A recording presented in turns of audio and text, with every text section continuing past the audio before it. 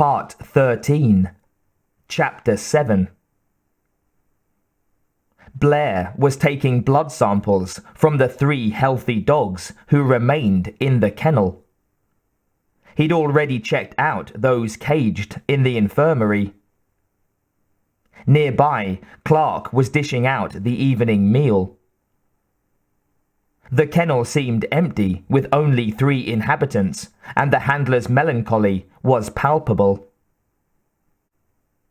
Blair's face had been reflecting conflicting thoughts ever since he'd entered the kennel. Something had been bothering him for quite a while now. "Say, Clark, did you notice anything strange about that Norwegian dog? I know it was a perfect imitation of dog reality, but wasn't there anything at all that piqued your curiosity about it? Any little thing?" Clark finished dishing out the food, wiping his hands as he considered the biologist's questions. The 3 surviving animals swarmed around the food trough, tussling and fighting for position with their usual enthusiasm. The absence of their companions seemed not to concern them. "No, just that he recovered real quick. That night when I found him in the recreation room, he'd already scraped off his bandage. I redressed the wound before I put him back in with the others. Noticed that it had healed up real good, but I didn't think it was anything extraordinary. Not at the time, anyway." Blair was suddenly attentive. "You said when you found him in the rec room that night." The handler moved towards the trough and affectionately scratched the ears of one of the dogs. "Yeah." "What was he doing in the rec room?" "After I worked on him, I thought I'd let him rest a while. Be traumatic enough to shove him in with a whole kennel full of new mates if he'd been healthy. I left the room for a bit, and when I came back, he was gone." "Well, where was he?" The biologist sounded funny, as though each word was a strain. "Where did he go?" Clark shrugged. "Hell, I don't know. I looked around for him for a couple of minutes and couldn't find him. I figured he'd be okay by himself. He couldn't get outside, and Knowles keeps the food locked up. So I didn't worry about him." Blair hesitated a moment, then asked, "You're saying that he wasn't put into the kennel until late that night?" Something in the biologist's expression made Clark suddenly uneasy. "Well, yeah, that's right." Blair seemed to have forgotten his instruments. The testing, the 2 little vials full of fresh red dog blood. He seemed to have forgotten everything except Clark. "How long were you with the dog? Alone, I mean." He was hurt bad. Bullet nicked the artery in the hip. I can't say for sure.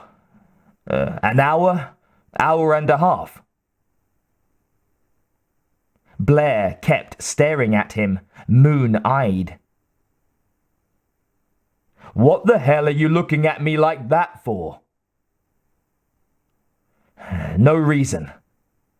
The biologist muttered. "No reason at all." He was backing out of the kennel. When he'd vanished down the corridor, the puzzled clerk turned back to feeding his animals, shaking his head in wonder.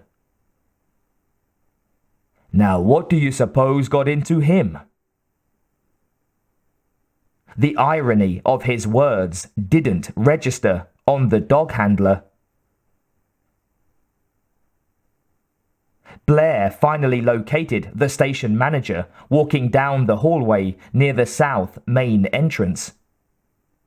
He had to hurry to match strides with Gary as he headed purposefully towards communications.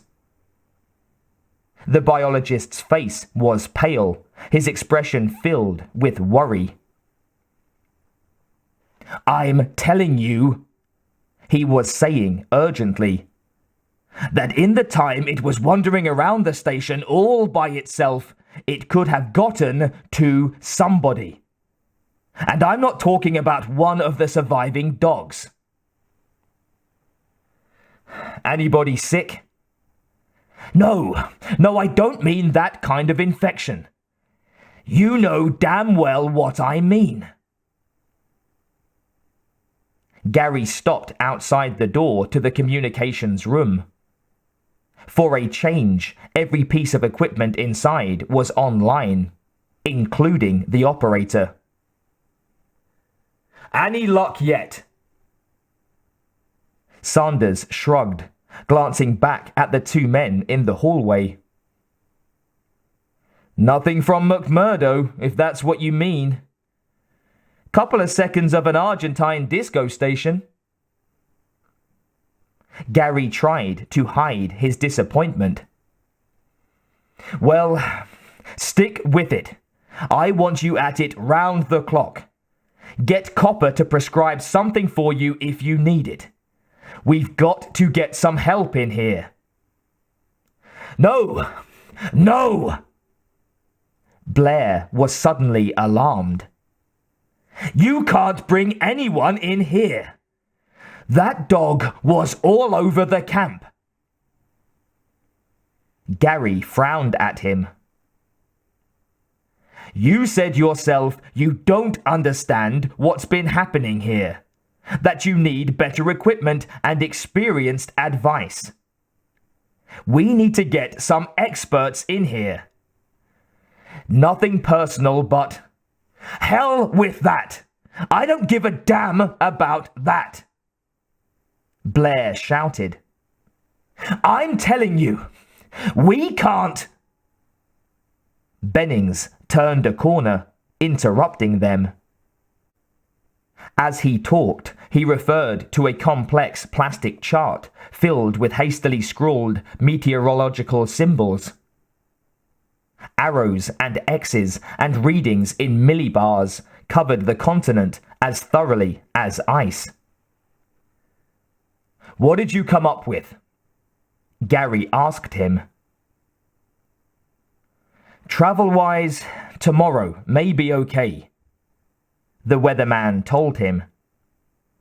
"But after that, some pretty nasty northeasterly shit's supposed to be coming in. It is becoming winter down here after all. We could be socked in for several days at least." "Goddamn fools!" A new voice joined them, accompanied by a blast of icy air, as the door at the far end of the corridor opened and Fuchs came stomping into the hall. "The discovery of the ages. Papers in every journal. Maybe even a Nobel." He glanced accusingly over a shoulder. "All thrown away in a moment of panic." Gary looked past him. Childs was removing his heavy outside gloves. He'd already stowed the torch. McCready and Copper moved past him. The chopper pilot noticed Gary staring expectantly at him and nodded once. "You sure?" McCready unbuttoned his outer coat. "Nothing left but residue, Chief. and damn little of that. Gary nodded his approval. Blair was tugging at his arm. Listen to me, Gary. Please, you've got to... But the station manager was talking with MacReady. If the weather clears enough before Sanders can contact anybody, I'm sending you and the doc over to McMurdo. No! Blair was horrified. You can't let anybody leave the camp. I ain't going anywhere in anything over 40 knots, Gary. No matter how clear it is. Especially not all the way down to McMurdo. The hell you won't, MacReady! Blair stepped between them, desperately trying to gain the station manager's attention. Don't you understand? Didn't anything I said earlier make any impression on you? That thing became a dog because it had to. Because there wasn't anything else available at the time.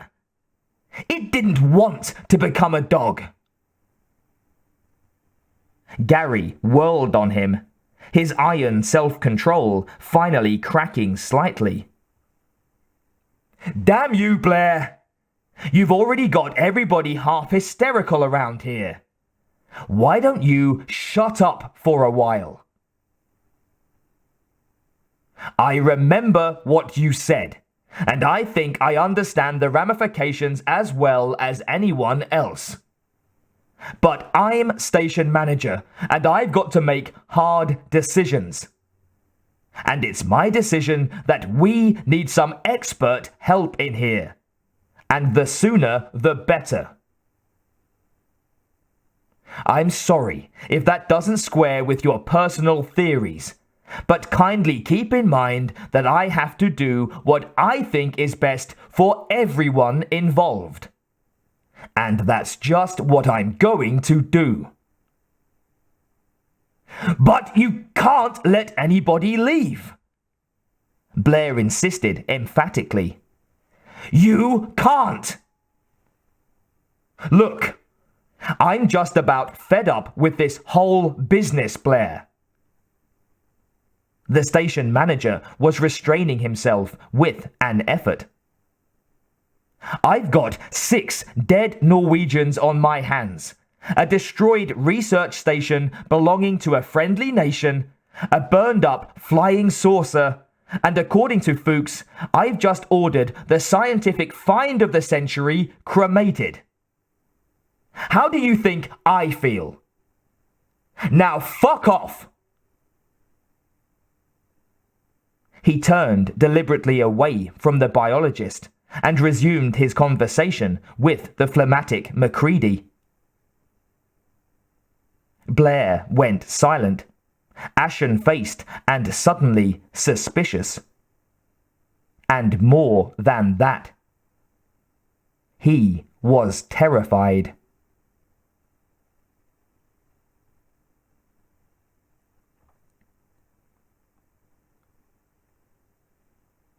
It was deep night outside the station, the sky obscured by the racing clouds that were the harbingers of the storm Bennings had forecast. No stars shone through the gathering clouds, no eerily beautiful aurora decorated the heavens with its delicate pastel strokes. There was no sound save for the wind and the pattering of ice particles against corrugated metal siding. A faint flare of lightning, wild and distant, momentarily threw the camp buildings into ghostly silhouette. It was toasty warm inside MacReady's shack. The glare from the single naked light bulb fell equally on unclad pin-ups and garish travel posters. At the moment, the pilot was leaning over one table, carefully setting a tiny screw in place on the side of his recently mended, oversized chessboard. Across the table, his busty, inflatable companion occupied the other chair. She was the ideal chess partner. Quiet, not argumentative, and she didn't guzzle his secret stock of booze. His sombrero hung down her back, keeping her in place. Hawaiian music, as authentically Polynesian as the Volkswagen's choking Waikiki, rose melodiously from the stereo. All set, he informed his companion. About time, too. I was getting sick of that little board they have in the rec room. He put the screwdriver aside, lifted his glass and offered a toast, a wide grin on his face. To us, my dear. The inflatable figure moved slightly in the warm air blowing from Macready's wall heater. He clinked his glass against the one he'd prepared for her, then took a long slug from his own. Settling down in his chair, he turned the renovated machine on. A red ready light winked to life in one corner, and he let out a grunt of satisfaction. Now go easy on me, Esperanza, he told the figure across the table. Remember, I'm just a beginner. And remember what happened last time. He entered his first move. The set answered for Esperanza, whose bloated plastic lips could not move. Rook takes bishop at queen 4. Rook takes pawn at queen 2. Rook takes queen at queen 1. Checkmate, mate, mate. Ah, shit. Macready turned the machine off and flipped up the panel concealing the intricate programming circuitry. A screwdriver and several printed circuits got tossed onto the board without consideration for the pieces they dislodged. Macready grabbed his drink and summarily downed the rest of the shot glass's amber contents. Sorry, hun, he apologized to the plastic diva. I know you did your best. You've got to lay off the hard stuff. It blows your game all to hell. He looked around. We'll try again in a few minutes. First, we lubricate your opponent. Then, the board. He reached inside the nearby ice bucket and brought his fingers out, dripping. Never any damn ice around here, he muttered disconsolately. He pushed back in his chair, rose resignedly, and headed for the door. A small ice pick of the kind favoured by Norris for more important excavations hung from a hook nailed into the wall. The pilot removed the instrument and unlatched the door. He let the wind blow inward about a foot before kicking the wedge into position at its base. 5 minutes outside in the Antarctic night, dressed in light clothes as he was, and you'd freeze to death. But he would only be outside for a minute. A large bank of ice crested against the side of the cabin. He started chipping at it with the pick, holding the ice bucket underneath. He grumbled as he worked, the skin on the back of his neck already turning numb. Now in Mexico, in Tahiti, they got ice. They got ice coming out of their ears. He hammered away with the pick. The ice was being stubborn. Ah, Tahiti, he thought to himself as he worked, trying to warm himself with memories. Now there was a place to run a chopper, which he had for a year, until a falling out with the owner of the scenic flight service had shattered that relationship and sent him packing in search of another job. Green and warm, that was Tahiti. No snakes, no scorpions, lots of good food. Plenty of happy tourist ladies wanting company and consoling. Tourist ladies only, because the local Vahins were all married or engaged, despite what the travel brochures implied. Flowers and warmth all year round. Now if they could only do something about the French. A clanking sound interrupted his reverie. He frowned, turning away from the ice bank. His fingers were slightly numb at the tips, but that didn't bother him. He hadn't been outside long enough to be damaged. He pushed his ice into the bucket and took a step towards the open door. There it was again, metal rubbing against metal. That was funny. It would take a real idiot to be working outside this late at night.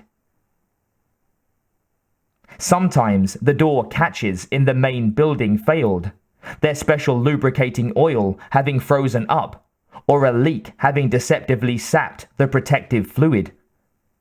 In that case, a door could freeze shut, trapping someone inside. Macready hesitated. Probably something had gone bust in the electrical system. That happened a lot. But that kind of damage was nearly always repairable from inside, safe from the weather. Of course, somebody might have gotten bored with the attractions of the rec room and decided to run a private check on an outside experiment or a piece of equipment. Maybe Childs was out checking some machinery, or even a sleepless Norris, his seismographs. If the door had gone tight on one of them, they might be pounding to alert someone inside. And if the others were off in their quarters or the recreation area, well, the wind was loud, and it would be tough to hear someone flailing at a door. Damn. Just when he and Esperanza were about to get it on. Oh well, the lady would just have to wait. Re-entering the shack, he removed the wedge and pushed the door shut. Putting the fresh ice reluctantly aside, he wiggled into his outside clothes and downed a last swallow of warming liquid. He pulled the door carefully shut behind him. Using the steadying guide ropes, he started towards the main building.